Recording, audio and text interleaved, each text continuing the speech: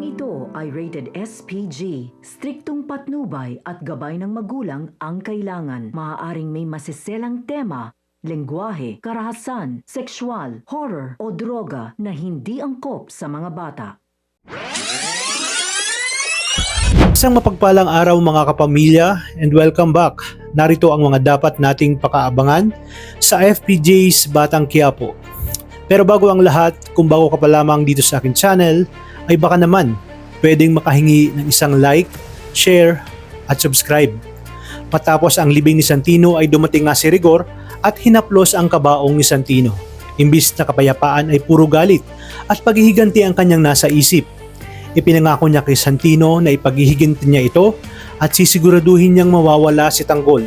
Para sa kanya, hindi sapat ang galit kaya kailangan niyang kitilin ang buhay nito upang matapos na nga daw ang lahat. Nakita siya ni Marites at nakiusap ito na tumigil na si Rigor dahil napakarami nang nadadamay sa galit niya. Ngunit sarado na ang isip ni Rigor dahil para sa kanya, walang kapatawaran at wala nang atrasan pa. Hindi siya papayag na mabuhay si Tanggol ng malaya at gagawin niya ang lahat ng paraan para mamatay ito. Sa kabilang banda, sinalakay na ng mga kaibigan ni Tanggol ang jewelry shop. Mabilis silang kinuha ang mga ginto at alahas na maaari nilang mapakinabangan upang matulungan si Enteng.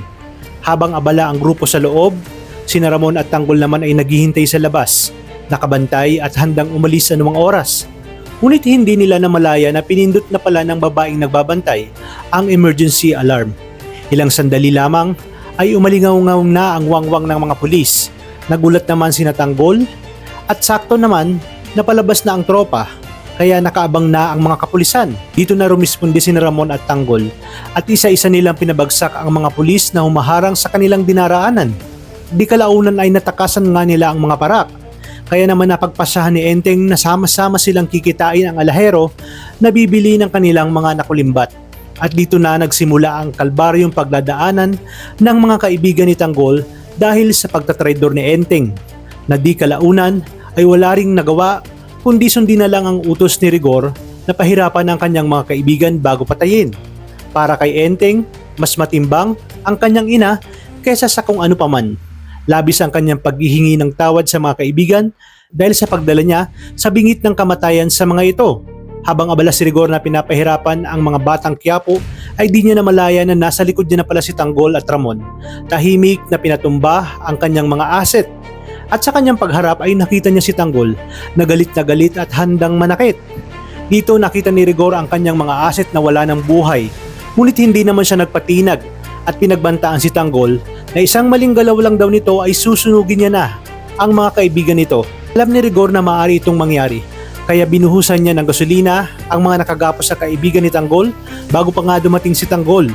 Gusto ni Rigor na si Enteng mismo ang magpaamo at gumapos kay Tanggol. Bagay na hirap na gawin si Enteng, kaya naman nakiusap siya na itigil na ito.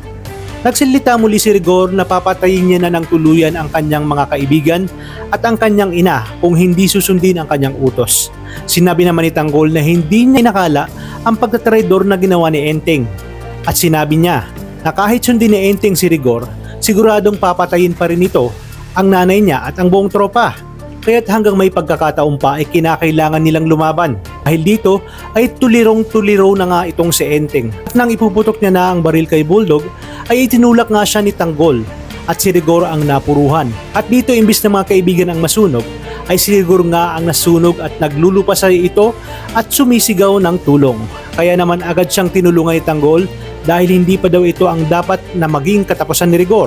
Sinabi ni Tanggol, paulit-ulit niyang pahihirapan si Rigor at kahit makiusap na patayin na lamang siya ay hindi niya nga daw gagawin dahil kailangan maramdaman daw ni Rigor ang paulit-ulit at walang humpay na sakit.